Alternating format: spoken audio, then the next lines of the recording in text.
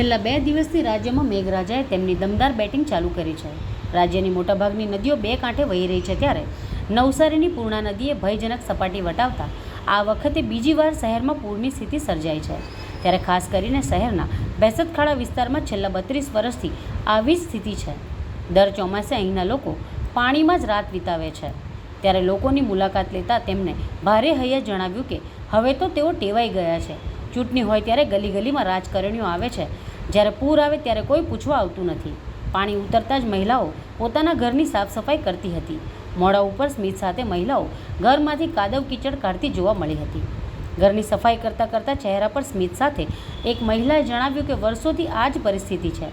છેલ્લા 32 વર્ષથી અમે રેલમાં ટેવાઈ ગયા છે. પૂર આવે ત્યારે ઘર વકરી સામાન્ય સુરક્ષિત સ્થળે ખસેડીને પોતાના પરિવારજનોને ત્યાં રહીએ છીએ. રાત ચિંતામાં વિતાવવો પડે છે અને પૂર ઓસર્યા બાદ 2 થી વધુ દિવસ માટે સાફ સફાઈ શરૂ કરવી પડે છે.